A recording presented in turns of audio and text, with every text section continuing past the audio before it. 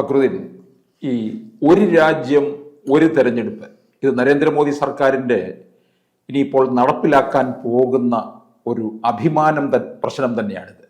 പക്ഷേ പ്രതിപക്ഷം ശക്തമായി ഇതിനെ എതിർക്കുന്നുമുണ്ട്. പക്ഷേ ഈ ബില്ല് നടപ്പിലാകാനുള്ള സാധ്യതയാണ് കാണുന്നത്. ഇതിനകത്ത് പല സംസ്ഥാനങ്ങൾക്കും ഒരുപക്ഷെ ലോട്ടറി അടിക്കാനുള്ള സാധ്യതയുണ്ട്, അല്ലെങ്കിൽ ഒരൽപായുസിലേക്ക് പോകാനും സാധ്യത ഉണ്ട്. ഇപ്പോൾ കേരളത്തിൽ തന്നെ നോക്കി, 2026 നിയമസഭാ തെരഞ്ഞെടുപ്പ്. 29 വീണ്ടും ഒറ്റ തെരഞ്ഞെടുപ്പിലേക്ക് മാറുകയാണെന്നുണ്ടെങ്കിൽ ആ മന്ത്രിസഭയുടെ കാലാവധി 3 വർഷം കൊണ്ട് അവസാനിക്കും. മറിച്ച് ഇനി അത്രയും നാളും കൂടെ അഥവാ നീട്ടിക്കൊടുക്കുകയാണെന്നുണ്ടെങ്കിൽ ഒരുപക്ഷെ പിണറായി വിജയന് ലോട്ടറി അടിക്കുകയായിരിക്കും ചെയ്യുന്നത്. അപ്പോൾ എന്തായാലും ഈ ഒരു രാജ്യം ഒരു തെരഞ്ഞെടുപ്പ് എന്നുള്ളത് ആ ഒരു കാര്യത്തിലേക്ക് പോകുമ്പോൾ അത് രാജ്യത്തിന് എന്തുകൊണ്ടും നല്ലത് തന്നെ ആയിരിക്കില്ലേ? അല്ല, ഇതിൻ്റെ ഒരു കാര്യം എന്ന് വെച്ചാൽ നമ്മൾ പ്രാഥമികമായി നോക്കുമ്പോൾ രാജ്യത്തിന് നല്ലതാണ്. ഇതിപ്പോൾ ഞാൻ പറഞ്ഞു, ഇവിടെ കമ്മ്യൂണിസ്റ്റുകാരൻ വന്നാലും ഇവിടെ തന്നെ കോൺഗ്രസ്സാണ് നടപ്പിലാക്കിയത്, കമ്മ്യൂണിസ്റ്റുകാരെ നടപ്പിലാക്കും. കാരണം കമ്മ്യൂണിസ്റ്റുകാരുടെ അജണ്ട എന്ന് വെച്ചാൽ ഒരു സെൻട്രലൈസ്ഡ് ആയിട്ടുള്ള അഡ്മിനിസ്ട്രേഷനാണ്, മനസ്സിലായി. പിന്നെ ചെലവുകൾ പരമാവധി ചുരുക്കുക എന്നുള്ളത് കോൺഗ്രസ് നടപ്പിലാക്കില്ല. കാരണം അവർക്ക് ഈ സിസ്റ്റം അങ്ങനെ അവരെ അധികം കോൺഗ്രസ് നിന്നും തന്നെ ഒരുപാട് ഫ്ലെക്സിബിൾ ആയതുകൊണ്ടാണ്. ഈ രീതിയിൽ ഇലക്ഷൻ നടക്കുമ്പോൾ ഉള്ളൊരു ഗുണമെന്ന് വെച്ചാൽ വലിയ രീതിയിൽ നമുക്ക് റവന്യൂ ലാഭിക്കാൻ പറ്റും. അതായത് ഓരോ ഇലക്ഷനും രാഷ്ട്രീയ പാർട്ടികൾ എത്ര ചിലവാകും, ഗവൺമെൻറ് വിശ്വസിച്ച് എത്ര ചിലവാകും, ആ കാശെല്ലാം തന്നെ നമുക്ക് ലാഭിക്കാൻ പറ്റുന്നുണ്ട്. അത് തുച്ഛമായ തുകയല്ലേ നിങ്ങൾ ചോദിക്കും. നിങ്ങൾക്ക് ചിലപ്പോൾ 1000 കോടിയോ 2000 കോടിയൊക്കെ തുച്ഛമായ തുകയായിരിക്കും. പക്ഷെ അത് സാധാരണക്കാരിൽ എത്തുന്ന ഒരു സംവിധാനം ഉണ്ടെങ്കിൽ അത് തുച്ഛമായ തുകയല്ല. രണ്ടാമത്തെ കാര്യം, ഈ സാധാരണക്കാരന് ഇതിന് ഗുണം കിട്ടണമെന്ന് നിർബന്ധമുള്ളത് കൊണ്ടാണ് ഈ പറയുന്നത് പോലെ ഇത്തരം നടപടികൾ നമ്മൾ അംഗീകരിക്കുന്നത്. കാരണം ഒരു ഇലക്ഷൻ ഡിക്ലെയർ ചെയ്ത് കഴിഞ്ഞാൽ പിന്നെ ആ ഇലക്ഷൻ കഴിയുന്നവരെ ഒരു പ്രധാനപ്പെട്ട പദ്ധതികളൊന്നും നമുക്ക് പാസ്സാക്കിയെടുക്കാൻ പറ്റില്ല. പിന്നെ അങ്ങോട്ടും ഇങ്ങോട്ടും പോകുന്നതിനൊക്കെ പ്രോട്ടോക്കോൾ നോക്കണം. ഇങ്ങനെയുള്ള വിഷയങ്ങളെല്ലാം സാങ്കേതികമായ വിഷയങ്ങളെല്ലാം വരുന്നു. ഇങ്ങനെ ഒരു മന്ത്രിസഭയ്ക്ക് കാലാവധി ഒറ്റയ്ക്ക് ഭൂരിപക്ഷം അല്ലെങ്കിൽ അതേ സമയം വീഴുന്ന ഒരവസ്ഥ വരും. ഇത് ഉപയോഗിച്ചുകൊണ്ട് രാഷ്ട്രീയ കുതിരക്കച്ചവടക്കാർ രംഗത്ത് വരുന്നു, അവരതിൻ്റെ ലാഭം നേടുന്നു, പൊളിറ്റിക്കലായിട്ടുള്ള അൺസർട്ടനിറ്റി വരുന്നു. അപ്പോൾ ഇത്തരം കാര്യങ്ങളെല്ലാം ഒഴിവാക്കാൻ ഈ ഒരു സംവിധാനം ഗുണം ചെയ്യും എന്നുള്ളതാണ്. അതുപോലെ തന്നെ ഉദ്യോഗസ്ഥന്മാർ, ഇലക്ഷൻ നമുക്കറിയാം, ഇലക്ഷൻ സമയത്ത് ഉദ്യോഗസ്ഥന്മാർക്ക് ഡ്യൂട്ടി കൊടുക്കുന്നു.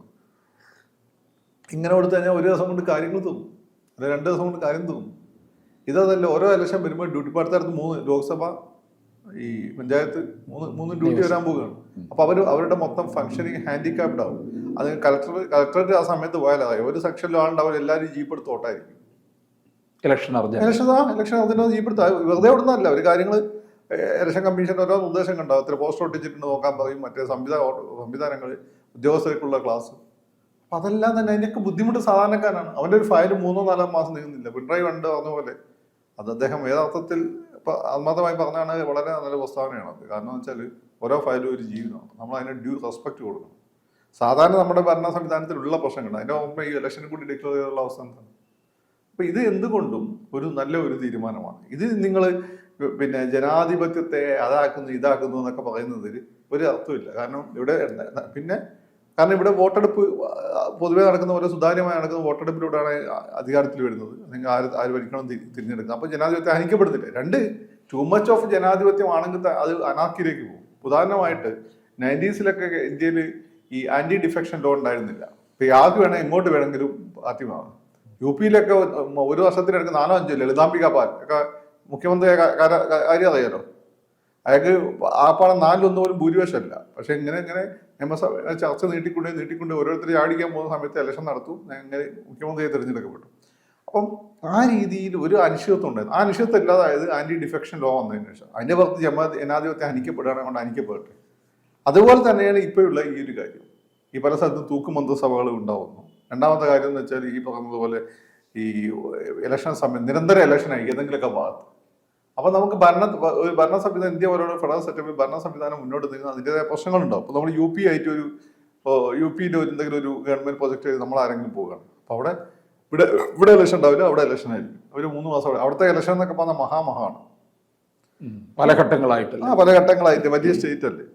അപ്പം ഇത്തരം പ്രശ്നങ്ങൾ പരിഹരിക്കാനും മറ്റേ ജനാധിപത്യത്തെ കൂടുതൽ സാർത്ഥകമാക്കാൻ അത് സഹായിക്കും. രണ്ടാമത്തെ കാര്യം, ഇവരൊക്കെ പറയുന്ന ഒരു വിമർശനം എന്ന് വെച്ചാൽ സെൻട്രലിലേക്ക് വേറെ ഒരു പിന്നെ വോട്ടിംഗ് പാറ്റേൺ, സ്റ്റേറ്റിലേക്ക് വേറൊരു വോട്ടിംഗ് പാറ്റേൺ. അതിനെ ഞാനും പറയുന്നത് സെൻട്രലിലേക്ക് വേറൊന്ന, സ്റ്റേറ്റിലേക്ക് വേറൊന്നാണ്. കേരളത്തിൽ മുമ്പ് നിയമസഭയിലും ലോക്സഭയിലേക്ക് ഒരുപാട് ഇലക്ഷൻ നടന്നിട്ടുണ്ട്. ലോക്സഭയിലേക്ക് ആളുകൾ കോൺഗ്രസിനെ ഏൽപ്പിച്ചു വിട്ടു, നിയമസഭയിലേക്ക് ആരെ ഏൽപ്പിച്ചു വിട്ടു, CPM വരെ, ഈ LDF വരെ വിജയിപ്പിച്ചു വിട്ടു. ജനങ്ങൾക്ക് അത് മനസ്സിലാക്കാനുള്ള ബുദ്ധിയുണ്ട്. നിങ്ങൾ ഈ പറഞ്ഞ പോലെ ഡിഫറെന്റ് പാറ്റേൺ ആണെങ്കിൽ അത് മനസ്സിലാക്കാനുള്ള ബോധം വീരാൻ ജനങ്ങൾക്ക്. നിങ്ങൾ കുറച്ച് രാഷ്ട്രീയക്കാർക്ക് മാത്രമേ വിവരമുള്ളൂ, അങ്ങനെ ഉണ്ടോ? അത് തെറ്റിദ്ധാരണ ഉണ്ടോ? നിങ്ങളെക്കാണ് വിവരമുണ്ട് ജനങ്ങൾക്ക്. അവർ ആർക്ക് വോട്ട് ചെയ്യണമെന്ന് അവർക്ക് നന്നായിട്ട് അറിയാം. അതുപോലെ നിങ്ങൾ 5ാമത്തെ ഇലക്ഷൻ കൂടി അതിൻ്റെ അടുത്ത ആളുകളും അവർക്കും അത് ഈ സ്വൈര്യക്കേട്, ഈ ഇലക്ഷൻ സമയത്ത് പോവുക, ക്യൂ നിൽക്കുക, ഈ പരിപാടിയൊക്കെ നിരന്തരം പോവുക, ക്യൂ നിൽക്കുക, ഭയങ്കര ബുദ്ധിമുട്ടാണ്. അത് അവർക്ക് വാങ്ങി കിട്ടുകയും ചെയ്യും. 2, ഈ പിന്നെ പൈസ മേടിച്ച് വോട്ട് നിൽക്കുന്നവർക്ക് ബുദ്ധിമുട്ടായിരിക്കും. മറ്റാണെങ്കിൽ ഓരോ സമയം 2000, 3000 ഉത്തരേന്ത്യയൊക്കെ അങ്ങനെ കേട്ടിട്ടുണ്ട്. പൈസ വരും, കുപ്പി വരും. ഇവിടെ ഉണ്ടോന്ന് എനിക്കറിയില്ല. ആ പൈസയും കുപ്പിയും മേടിച്ച് വോട്ട് ചെയ്യുന്നവർക്ക് ബുദ്ധിമുട്ടാണ്. കാരണം ഒരു പൈസ ഒരിക്കലേ പൈസയും കിട്ടുള്ളൂ, ഒരിക്കലേ കുപ്പിയും കിട്ടും. പക്ഷെ അതിൽ തന്നെ കഴിക്കുക. ലോക്സഭയിൽ അവിടെ നിന്ന് കുപ്പി മേടിച്ച് അവർ കൊടുക്കുക, ഇവിടെ നിയമസഭയിൽ ഇവർ കുപ്പി മേടിച്ച് ഇവർ കൊടുക്കുക. ഈ പറയുന്നതിലൊന്നും ഈ ബാലിശമായിട്ടാണ് തോന്നിയിട്ടുള്ളത്. ഇത്തരം ആർഗ്യുമെന്റ്സ് ഒക്കെ തന്നെ ജനാധിപത്യത്തിന് മഹോത്സവം. ടു മച്ച് ഓഫ് ഇങ്ങനെ ലിബറലൈസ് ചെയ്ത് പോകുന്നത് ജനാധിപത്യത്തിന് ദോഷമാണ്. പിന്നെ അടുത്തൊരു പ്രധാനപ്പെട്ട കാര്യം എന്ന് വെച്ചാൽ, ഇത് നിങ്ങൾ ഈ പറഞ്ഞ പോലെ ചിലപ്പോൾ ആളുകൾക്ക് ലോട്ടറി അടിക്കും, ചില ആളുകൾക്ക് പിന്നെ നഷ്ടം വരും. അതൊന്നും നോക്കുന്ന കാര്യം എവിടെയെങ്കിലും ഇന്ന് അവസാനിപ്പിക്കേണ്ടത്. ഒരു പ്രശ്നം ഉണ്ടെങ്കിൽ നമ്മൾ എന്തൊരു പ്രശ്നം, ഇപ്പോൾ ഇൻഡസ്ട്രിയലൈസേഷൻ തുടങ്ങി കുറേ കൃഷിഭൂമി നശിച്ചിട്ടുണ്ട്. കൃഷി തുടങ്ങിയ ഒരുപാട് പ്രകൃതിദത്തമായിട്ടുള്ള ആവാസ വ്യവസ്ഥകൾ തകർന്നിട്ടുണ്ട്. IT റവല്യൂഷൻ വന്നപ്പോൾ ഒരുപാട് തൊഴിൽ നഷ്ടപ്പെട്ടിട്ടുണ്ട്. ഉപഗ്രഹങ്ങൾ മുകളിലോട്ട് വിടുന്ന സമയത്ത് അവിടെ സ്പേസ് ജങ്ക് ഉണ്ടാകുന്നുണ്ട്. പക്ഷെ നമുക്ക് അതുകൊണ്ടാണ് സാറ്റലൈറ്റ് ഒക്കെ ഒഴിവാക്കേണ്ടി വരുന്നത്. അങ്ങനെയാണ് നിങ്ങളൊരു കാര്യം ചെയ്യും, ഇതൊക്കെ ഒഴിവാക്കിയിട്ട് നിങ്ങളൊരു കാട്ടിൽ പോയിട്ട് ജീവിച്ചിട്ട് ഇത് വേണമെന്ന് നോക്കാം. അപ്പോൾ ശരി, കൃഷി പോലും വേണ്ടെന്ന് പറയുമ്പോൾ ഇങ്ങനെ മനുഷ്യൻ ഒരു സിവിലൈസ്ഡ് ആയത് ഇങ്ങനെയൊക്കെ തന്നെയാണ്. ചില അഡ്ജസ്റ്റ്മെന്റുകൾ ചെയ്തു, ചില വെല്ലുവിളികൾ ഏറ്റെടുത്തുകൊണ്ടാണ്. മനസ്സിലായില്ലേ? അല്ലാതെ ഈ പറയുന്നത് പോലെ എല്ലാത്തും ഒളിച്ചോടി, എല്ലാത്തും മുട്ടുപോക്ക്, എല്ലാത്തും മുട്ടുപോക്ക് പറഞ്ഞൂടെ. ഓക്സിജൻ ഉണ്ടെങ്കിൽ പ്രശ്നമാണ്, അല്ലാതെ അന്തരീക്ഷം തീ പിടിക്കുന്നു, അതുകൊണ്ട് ഓക്സിജൻ വേണ്ടാന്ന് നിങ്ങൾ തീരുമാനിക്കുക. ഓക്സിജൻ ഇല്ലെങ്കിൽ നിങ്ങൾ ഞാനൊക്കെ ജീവിക്കൂ? അങ്ങനെ എല്ലാത്തിനും നെഗറ്റീവ് ഇല്ലേ? ഓക്സിജൻ കാരണമാണ് തീ പിടിക്കുന്നത്. അല്ലെ, ഇത് ഈ വോട്ടർമാർക്ക് എന്തെങ്കിലും തരത്തിലുള്ള ആശയക്കുഴപ്പം ഉണ്ടാകും? രാഷ്ട്രീയക്കാരുണ്ടാക്കുന്ന ആശയക്കുഴപ്പം നിയമസഭയും ലോക്സഭയും കൂടി ഒന്നിച്ചു പോകുമ്പോൾ ഒരു തരത്തിലുള്ള ആശയക്കുഴപ്പം വരില്ല. കേരളത്തിൽ ഇത്രമാത്രം ബുദ്ധി വിവരമൊക്കെ ആളുകൾക്ക് വരുന്നതിന് മുമ്പല്ലേ ഇവിടെ പഞ്ചായത്തിലേക്ക് ലോക്സഭയിലേക്കും നിയമസഭയിലും ഒരുമിച്ച് നടന്നത്. ഡിഫറെന്റ് പാറ്റേണിലല്ലേ റിസൾട്ട് വന്നിരുന്നത്. ആളുകൾക്ക് എന്ത് ബുദ്ധിമുട്ട്? ആളുകൾ അത്രയും വിവരമില്ലാത്ത ആളുകളാണോ? ആളുകൾക്ക് ചമ്മന്തിയും സാമ്പാറും കണ്ടാൽ തിരിച്ചറിയുന്ന ആളുകൾ തന്നെ അവർ. അതൊക്കെ വെറുതെ പറയുക. ജനം നാട്ടുകാരെ പറ്റിക്കുകയാണ്. ഏറ്റവും കൂടുതൽ ജനം എന്ന് പറയുന്നവനാണ് ഏറ്റവും കൂടുതൽ നാട്ടുകാരെ പറ്റിക്കുന്നത്. അധികം പറയാത്തവൻ വലിയ രീതിയിൽ പറ്റിക്കുന്നില്ല എന്ന് വേണം വിചാരിച്ചോളാം. കാരണം അവനെ പറയേണ്ട ആവശ്യമില്ല, അവൻ്റെ പ്രവൃത്തിയിലുണ്ടോ. ഈ പണ്ടത്തെ കാലത്ത് ഈ കക്ഷത്ത് ഡയറി വെച്ച് എന്നും ആഘോഷമാക്കിക്കൊണ്ട് നടക്കാൻ ആഗ്രഹിക്കുന്നവർക്ക് ഒരുപക്ഷെ ഈ ഒരു രാജ്യം ഒരു തെരഞ്ഞെടുപ്പിന് യോജിപ്പ് കാണത്തില്ല. അല്ല, അതിൻ്റെ ഒരു പ്രശ്നമല്ല. ഈ കക്ഷത്ത് ഡയറിയും വെച്ചുകൊണ്ട് നടക്കാൻ നല്ല മനുഷ്യന്മാരായിരുന്നു, അവർക്ക് കുറച്ചൊക്കെ കമ്മിറ്റ്മെന്റ് ഉണ്ടായിരുന്നു. ഇപ്പം അതല്ലാണ്ട് കോട്ടിൽ സൂട്ടും പിന്നെ ഈ പറയുന്നതിൻ്റെ മാതിരി നമ്മുടെ ആക്റ്റീവ സ്കൂട്ടറിലും പിന്നെ ബലോന കാറിലും ഒക്കെ ആയിട്ട് രാഷ്ട്രീയ പാർട്ടി നടക്കുന്നവർ ഒരു കമ്മിറ്റ്മെന്റ് ഇല്ല. അവനാണ് പ്രശ്നം, അവനാണ് വലിയ ചെറിയ. ഈ പാപം ഈ പറഞ്ഞ കശത്ത് ഡയറിയും വെച്ച് നടന്നത് സ്വന്തം കാശിന്ന് പലപ്പോഴും ഞാൻ കണ്ടിട്ടുണ്ട്. സ്വന്തം പോക്കറ്റിൽ നിന്ന് കാശെടുത്താണ് കാര്യങ്ങൾ ചെയ്തുകൊണ്ടിരുന്നത്. അവരെ പ്രശ്നമല്ല അത്, അവരെ കാണാനില്ല. ഇപ്പോൾ ഉള്ള യുവമാരുടെ പ്രശ്നമാണ്. അവർക്ക് ഈ പറഞ്ഞ കാര്യങ്ങൾ നടക്കില്ല. ഓരോ ഇലക്ഷൻ നല്ല ഇതാണ്.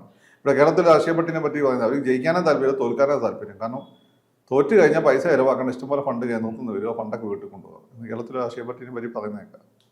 രാഷ്ട്രീയ പാർട്ടി ഞാൻ പറയുന്നില്ല. പക്ഷെ ഈ തദ്ദേശ സ്ഥാപനങ്ങളിലേക്കുള്ള തെരഞ്ഞെടുപ്പ് എനിക്ക് തോന്നുന്നു ഇതിനോടൊപ്പം തന്നെ കൊണ്ടുപോകാൻ പറ്റത്തില്ലായിരിക്കാം. അത് ആ വർഷം തന്നെ മറ്റൊരു ഘട്ടത്തിൽ നടത്തിയാൽ പോലെ. ഇത് വേണമെങ്കിൽ നടത്തൊക്കെ ചെയ്യാം. അത്രയും മെഷീൻസ് ഒക്കെ ക്രമീകരിച്ച് കുറച്ചും കൂടി ഒന്ന് ഇതാക്കി ചെയ്യൊക്കെ ചെയ്യാം, ബുദ്ധിമുട്ടൊന്നുമില്ല. ആളുകൾക്ക് അറിയാലോ അത്. അതൊന്നും ആളുകളെ പറ്റിക്കാൻ പറ്റും. ഇപ്പം നിങ്ങൾ എന്നെ പറ്റിക്കുക, നിങ്ങളെ എന്നെ പോലെ നമ്മളെപ്പോലെ അത്ര വിദ്യാഭ്യാസമുള്ള ആളുകൾ അല്ലെങ്കിൽ നാട്ടുകാർക്ക് നല്ല വിവരമുണ്ട് പല കാര്യങ്ങൾക്കും. റിയൽ എസ്റ്റേറ്റ് ഒക്കെ നടത്തി കോടിക്കണക്കിന് രൂപ ഉണ്ടാക്കുന്ന ആളുകൾ നമ്മളെ പത്തിലൊന്നും വിവരമില്ലാത്ത ആളുകളാണ്. വിവരം ഇൻ ദ സെൻസ് വിദ്യാഭ്യാസം ഇല്ലാത്ത ആളുകളാണ്. പക്ഷെ ഒരു വിവരമുണ്ട്. അതൊന്നും വേണമെങ്കിൽ ഇതിൻ്റെ കൂടെ നടത്താം. അതല്ലെങ്കിൽ ആ വർഷം തന്നെ വേറൊരു ഘട്ടത്തിലായി തൊട്ടടുത്ത ഘട്ടത്തിലായിട്ട് നടത്താൻ പറ്റും. കൂടുതൽ വാർത്തകളും വിശേഷങ്ങളും നിങ്ങളിലേക്ക് എത്താൻ ABC മലയാളം സബ്സ്ക്രൈബ് ചെയ്യുക, ബെൽ ബട്ടണും അമർത്തുക.